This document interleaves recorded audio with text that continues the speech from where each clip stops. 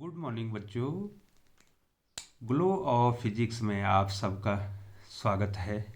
प्यारे बच्चों, आज का जो हमारा टॉपिक है वो है बच्चों रेडियो एक्टिवता, रेडियो एक्टिविटी, अस्थाई तथा अस्थाई नाभिक, स्टेबल एंड अनस्टेबल न्यूक्लियस, नाभिक का स्थायित्व, स्टेबिलिटी ऑफ न्यूक्लियस। ठीक है बच्चों, आपने जो है बच्चों इतने पॉइंटों को यहाँ पे हमने डिस्कस करना है बच्चों। तो प्यारे बच्चों, सबसे पहले बच्चों आपको ये जानना है कि रेडियो एक्टिवता क्या है बच्चों।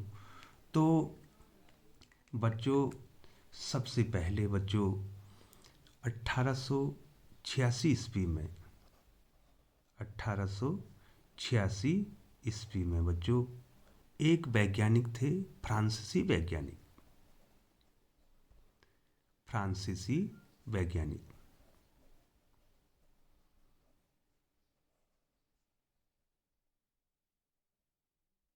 फ्रांसीसी वैज्ञानिक उनका नाम था बच्चों हेनरी बैकुरल।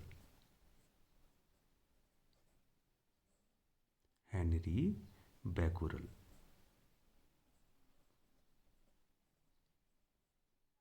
ठीक है बच्चों, क्या थे? Henry Becquerel.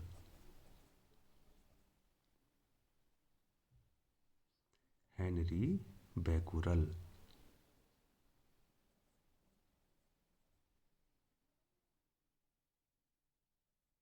Henry Becquerel. तो बच्चों इन्होंने क्या देखा कि यूरेनियम तथा उसके लवण, यूरेनियम या उसके जो लवण हैं, इनसे अदृश्य किरणें निकल रही हैं। अदृश्य विकिरण इससे निकल रहा है बेटा। ठीक है बच्चों, क्या निकल रहा है? अदृश्य विकिरण। इनसे अदृश्य विकिरण निकल रहा है बच्चों। ठीक है बच्चों, और ये क्या कर रहे हैं? ये जो अदृश्य विकिरण निकल रहा है बच्चों, ठीक है, यूरेनियम से या उसके लवणों से, इस प्रकार से जो ये विकिरण निकल रहा है, ये जो है आपने जो है कोई अपारदर्शी पदार्थ यहाँ पर क्या रख दिया है? अपारदर्शी पदार्थ। क्या रखा है इसके मार्ग में? अपारदर्शी पदार्थ।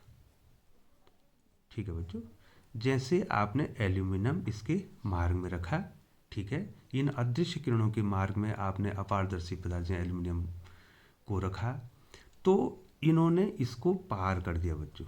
ठीक है, इनमें इसको पार करने की क्षमता होती है बच्चों इन अदृश्य विकिरण में। ठीक है, तो इसी को इन्होंने क्या कहा? अपने नाम पर इन्होंने इसको बैकुरल किरणें कहा। इनका क्या नाम दिया इन्होंने? बैकुरल किरणें।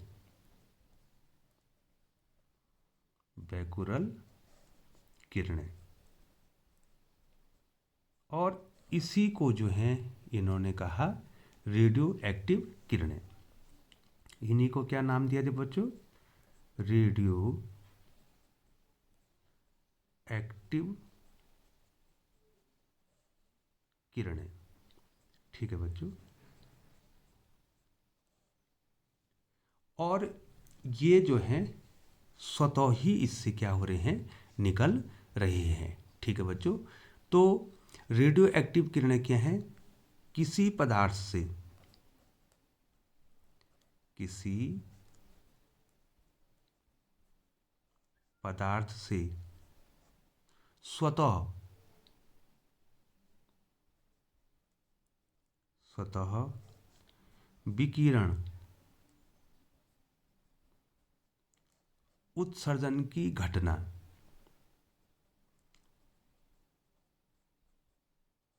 उत्सर्जन की घटना को रेडियो एक्टिवता कहते हैं। रेडियो रेडियो एक्टिवता कहते हैं। ठीक है बच्चों। तथा ये पदार्थ, ये जो पदार्थ हैं रेडियो एक्टिव, रेडियो एक्टिव पदार्थ कहलाते हैं। ठीक है बच्चों, ये जो है आपने इसके नोट्स बनाने हैं बच्चों। ठीक है बच्चों। तो सबसे पहले किसने देखा बच्चों? 1886 में फ्रांसीसी वैज्ञानिक थे हेनरी बैकुरल। उन्होंने क्या देखा? यूरेनियम या उसके लवण से उन्होंने अदृश्य किरणों को देखा बच्चों। इससे अदृश्य विकिरण निकल रहा था और इन विकिरण के मार्ग में यदि हम अपारदर्शी पदार्थ जैसे एल्युमिनियम को रख देते हैं बच्चों, तो ये इसको पार कर देता है बच्चों। तो इन्हीं को इन्होंने क्या कहा?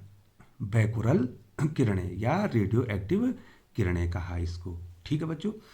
अब बच्चों ये जो किरणें हैं, ये जो घटना है, रेडियो एक्टिव जो घटना है, रेडियो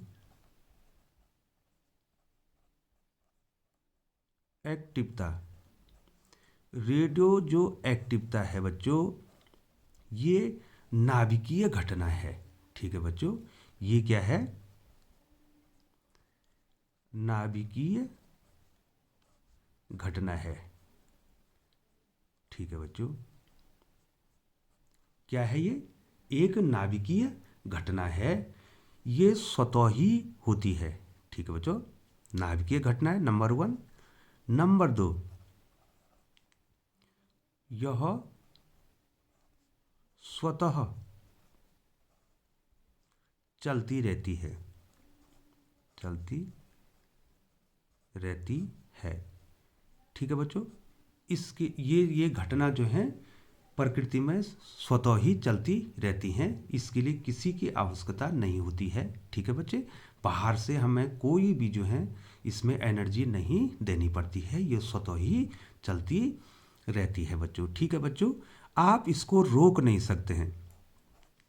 इसकी गति को, इसकी गति को, जो विकिरण की जो गति है, इसकी गति को कम या अधिक, कम या अधिक नहीं किया जा सकता।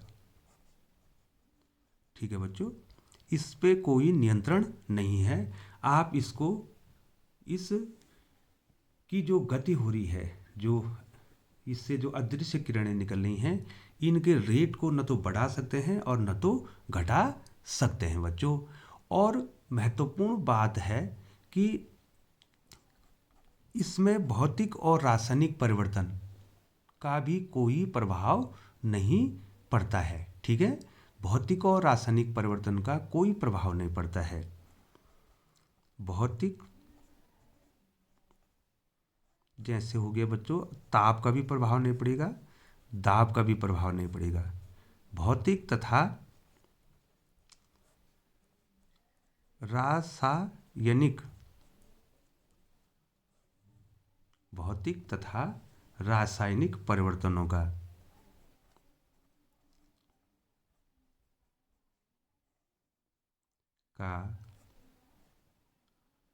कोई प्रभाव नहीं पड़ता।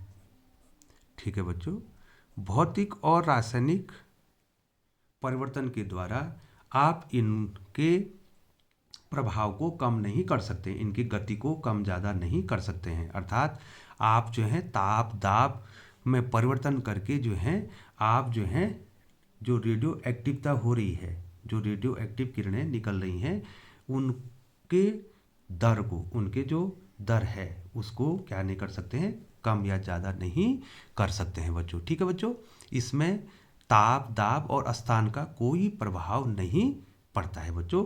तो बच्चों ये जो है मैंने आपको बहुत शॉर्ट में आपको ये बता दिया बच्चों। और बच्चों उसके बाद जो हैं दो वैज्ञानिक और हुए हैं जिन्होंने रेडियम की खोज की बच्चों।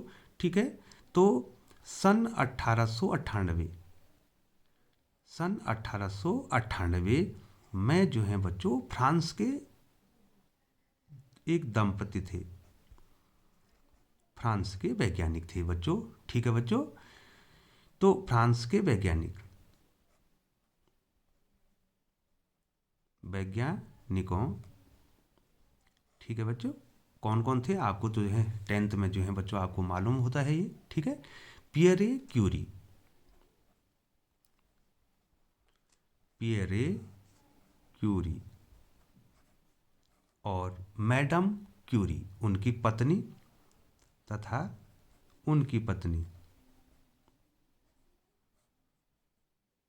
उनकी पत्नी मैडम क्यूरी।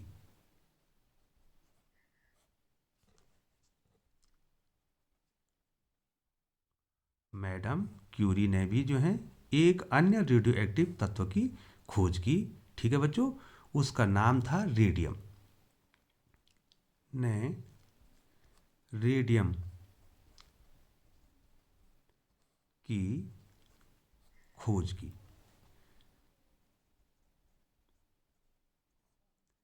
ठीक है बच्चों, तो बच्चों ये तो मैंने आपको जो है इसका इंट्रोडक्शन बताया बच्चों कि रेडियो एक्टिव पदार्थ क्या होते हैं बच्चों। ठीक है बच्चों, तो बच्चों आपको आ गया रेडियो एक्टिव पदार्थ वे पदार्थ होते हैं जिनके नाभिकों से, जिनके नाभिकों से क्या होता है अल्फा बीटा और गामा डी के। अब मैं आपको इसके बाद बताऊंगा कि अल्फा बीटा और गामा डी के होता है उनमें। ठीक है, इससे पहले तो आपको केवल ये बताना है कि जो ये रेडियो एक्टिव पदार्थ हैं इनके जो नाभिक हैं ये स्वतः ही विघटित होते रहते हैं। ठीक है बच्चों, इनसे जो है क्या निकल रहता है, विकिरण क्या होता है उत्सर्जित होता रहता है। इसको अदृश्य विकिरण कहा बच्चों। क्या कहा इसको, अदृश्य विकिरण। और इसी का नाम जो है फ्रांसीसी वैज्ञानिक हेनरी बैकुरल किरणें कहा और इनको रेडियो एक्टिव किरणें कहा। और ये क्या है नाभिकीय घटना है बच्चों। ठीक है, और जो पदार्थ जो हैं क्या कर रहे हैं बच्चों, जो पदार्थ जो हैं ये किरणें निकाल रहे हैं उनको उन्होंने क्या कहा, रेडियो एक्टिव पदार्थ। रेडियो एक्टिव पदार्थ क्या कहा बच्चों, रेडियो एक्टिव पदार्थ। ठीक है बच्चों, ये जर्नल है बच्चों, ये आपको जानकारी देनी है।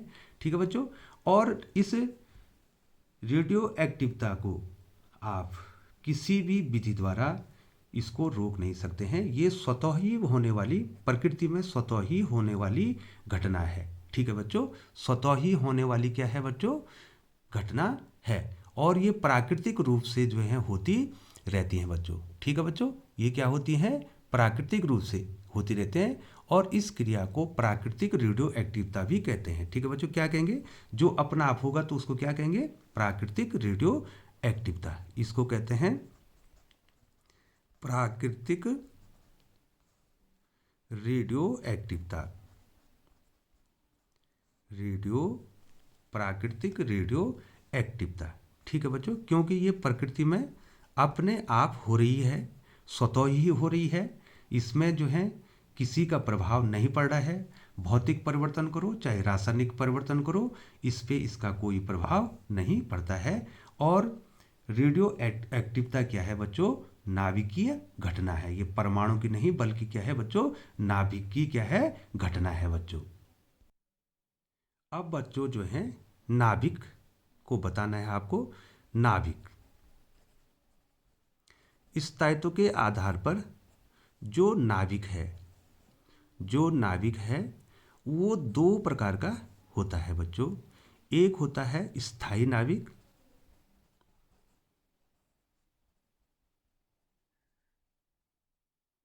और दूसरा स्टेबल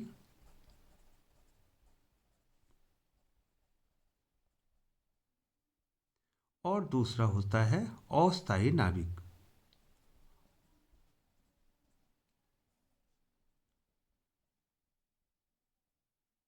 ठीक है बच्चों, नाभिक कितने प्रकार के होंगे? दो प्रकार के होंगे, अस्थायी नाभिक, अस्थायी नाभिक, अनस्टेबल, अनस्टेबल न्यूक्लियस। ठीक है बच्चों, और बच्चों जो अस्थायी नाभिक होते हैं उनमें क्या होता है? प्राकृतिक रेडियो एक्टिवता नहीं होती है। अस्थायी नाभिक, इन्हीं से जो है बच्चों क्या होता है? इन्हीं में जो है किसकी घटना होती है? रेडियो एक्टिवता, रेडियो एक्टिवता, रेडियो एक्टिविटी इन्हीं में होती है। रेडियो एक्टिवता का गुण जो है अस्थायी नाभिकों में ही पाया जाता है बच्चों। ठीक है बच्चों, और इन्हीं से जो है बच्चों अदृश्य किरणें निकलती हैं बच्चों। ठीक है बच्चों, अब जो है बच्चों कि नाभिक का अस्थायित्व, कौन नाभिक क्या होगा? अस्थायी होगा और कौन नाभिक अस्थायी होगा। तो इसको जानने के लिए बच्चों आपको ये जानना होगा कि नाभिक की स्टेबिलिटी कैसे बनती है। ठीक है बच्चों, तो नाभिक का स्थायित्व, ये वीडियो मैंने पहले भी बनाई है बच्चों। नाभिक का स्थायित्व,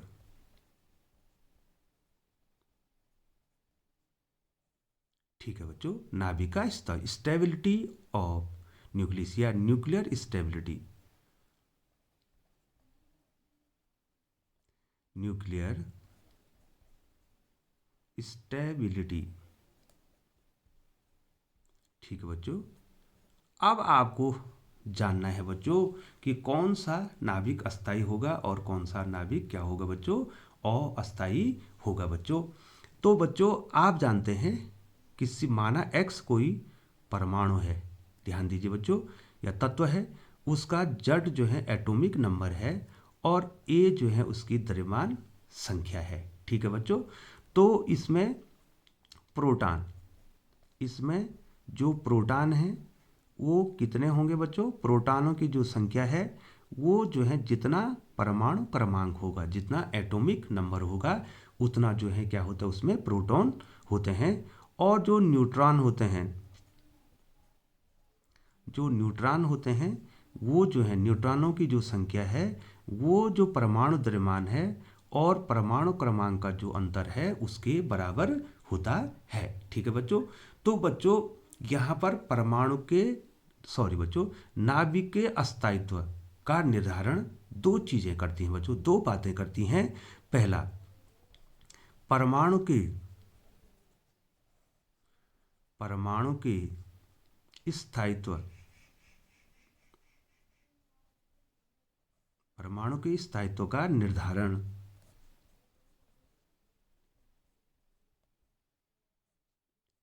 के दो कारण हैं। ठीक है बच्चों, परमाणु के स्थायित्व का निर्धारण के क्या है? दो कारण हैं बच्चों। ठीक है, पहला कारण है बंधन ऊर्जा प्रति न्यूक्लियॉन। बंधन ऊर्जा, ये पहले भी मैंने आपको बता दिया बच्चों, बंधन ऊर्जा प्रति न्यूक्लियॉन।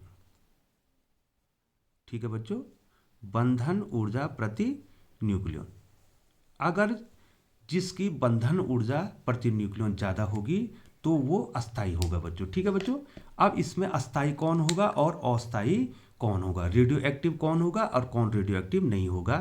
तो ये देखिए बच्चों, स्थायी जो है, स्थायी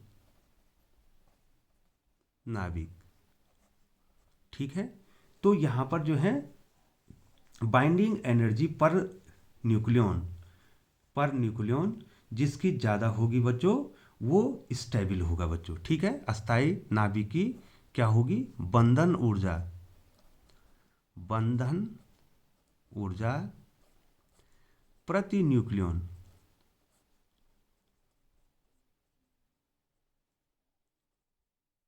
आन प्रति न्यूक्लियॉन अधिक होगी,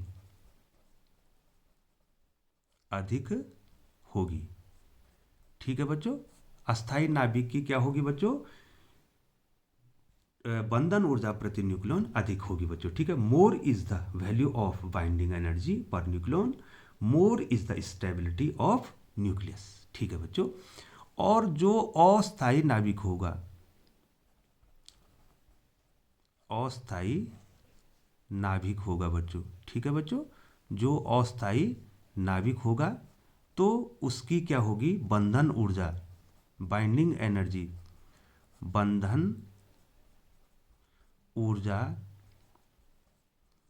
प्रति न्यूक्लियन, प्रति न्यूक्लियन क्या होगी, कम होगी, ठीक है बच्चों। हाँ, तो यहाँ पर जो है बच्चों हमने जो है आपको पहला पहला जो कारण बताया नाभिक के अस्थायित्व का, वो बताया बंधन ऊर्जा प्रति न्यूक्लियन। और बच्चों जो दूसरा कारक है वो है न्यूट्रॉनों और प्रोटॉनों का रेशियो, न्यूट्रॉनों तथा प्रोटॉनों, न्यूट्रॉनों तथा प्रोटॉनों का अनुपात। ये बहुत ही इंपॉर्टेंट है बच्चों। न्यूट्रॉन और प्रोटॉन का जो रेशियो है वो ये निर्धारित करता है कि नाभिक जो है अस्थायी है या अस्थायी है, ठीक है बच्चों।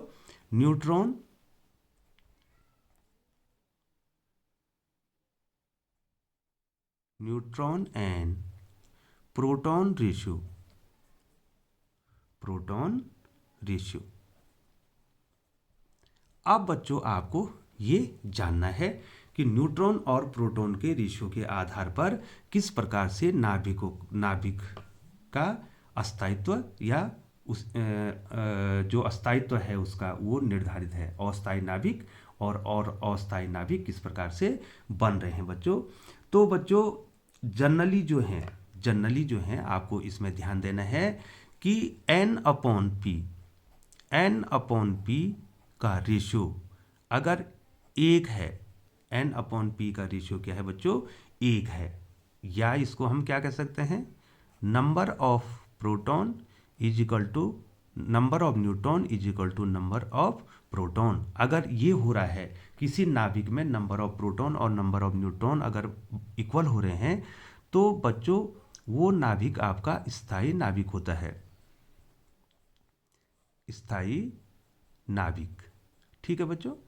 और यहाँ तक कि यदि N/P का रेशियो, N/P का जो रेशियो है ये 3/2 हो जाए, कितना हो जाए बच्चों, 3/2 हो जाए, तो तब भी जो हैं ये क्या होते हैं, तब भी क्या होते हैं, ये स्थायी होते हैं। N/P का रेशियो 3/2 का मतलब क्या हुआ बच्चों, 3/2 का रेशियो क्या हुआ बच्चों, 1.5 हुआ है बच्चों, ठीक है। तो इस स्थिति में भी जो है नाभिक क्या होगा, अस्थायी नाभिक होगा। क्या होगा बच्चों, ये अभी भी क्या होगा, अस्थायी नाभिक होगा, ठीक है बच्चों। तो न्यूट्रॉनों और प्रोटॉनों का जो रेशियो है ये भी निर्धारित करता है कि नाभिक अस्थायी होगा या अस्थायी होगा। तो N/P का रेशियो जो है अगर 1 है, अर्थात N और P अगर इक्वल हैं तो अस्थायी नाभिक होगा। N/P का रेशियो 3/2 1.5 होगा, तभी क्या होगा, अस्थायी नाभिक होगा बच्चों।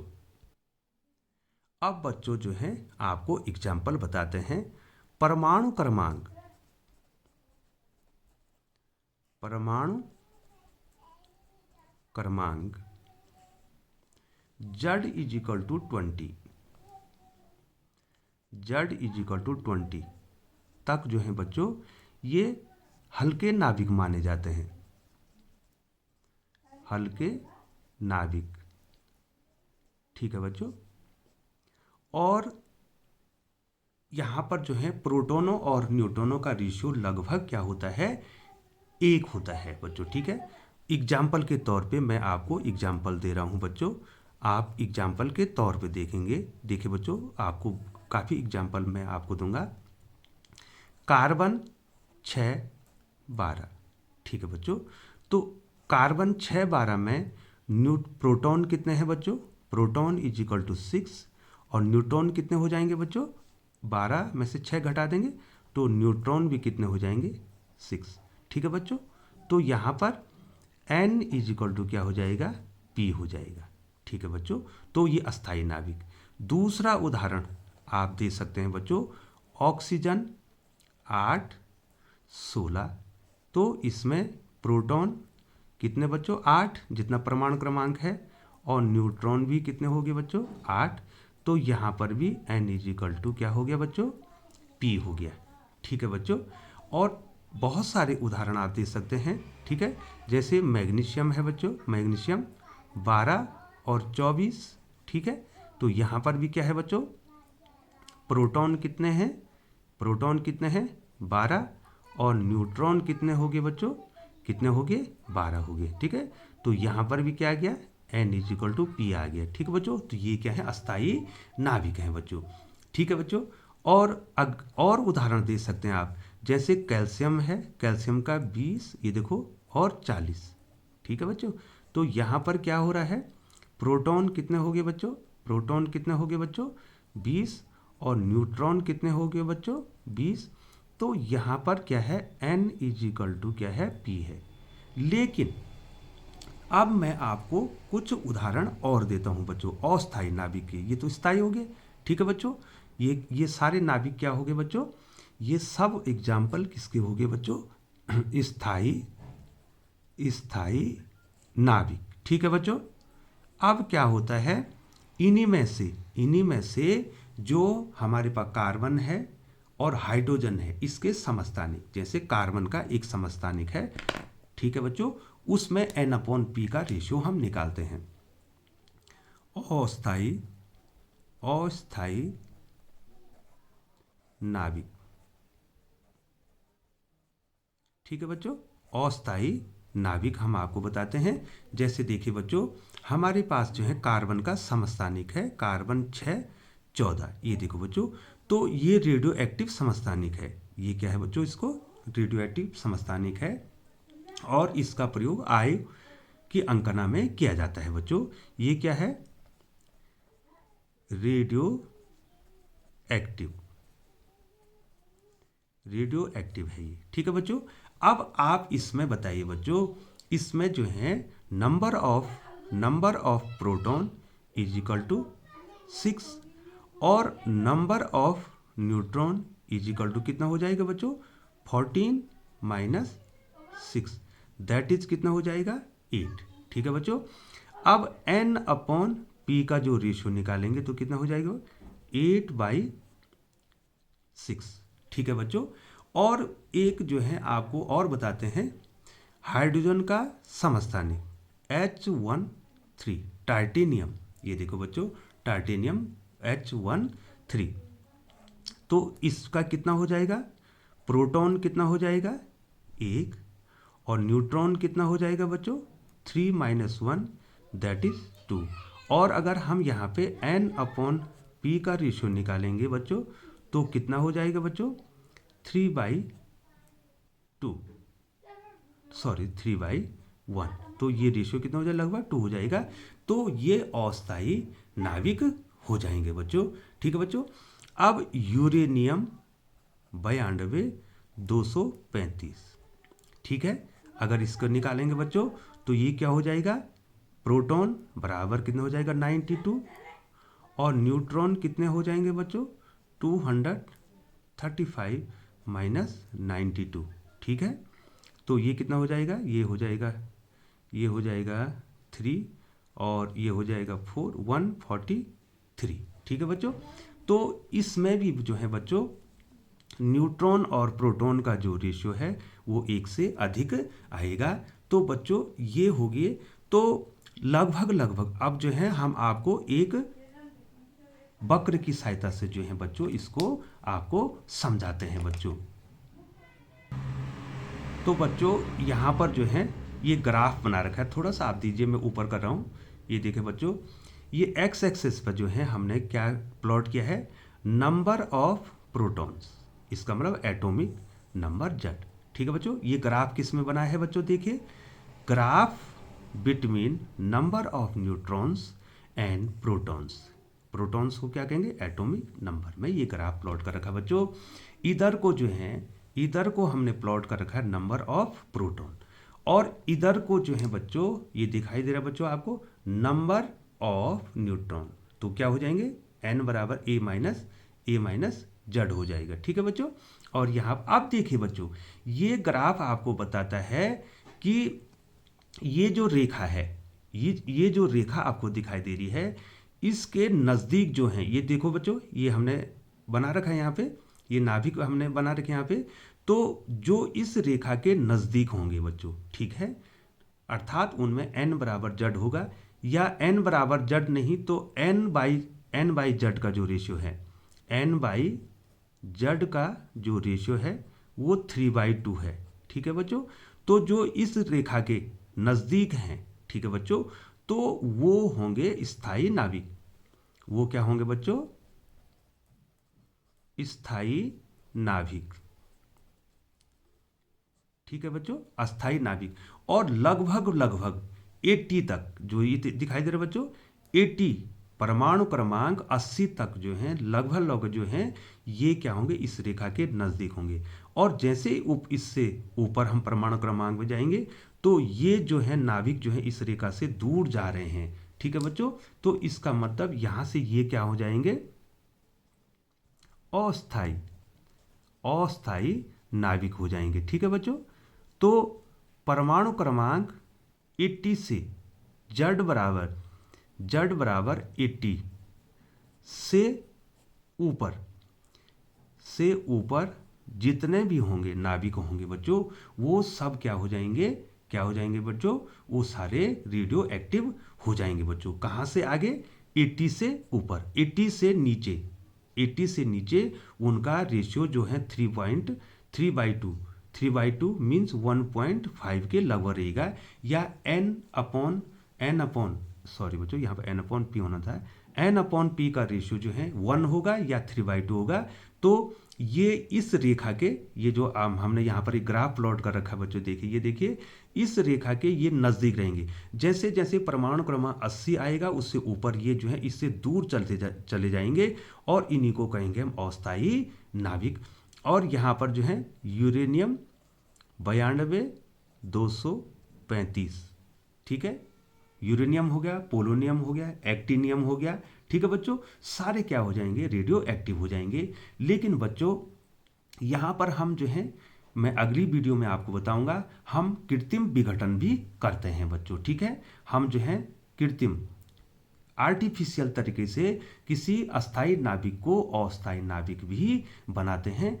इसको जो है आप अगली वीडियो में आप इसको समझेंगे बच्चों। तो प्यारे बच्चों, यदि आपको वीडियो पसंद आती है तो बच्चों आप जो है चैनल को लाइक और सब्सक्राइब कीजिए। बहुत बहुत धन्यवाद बच्चों।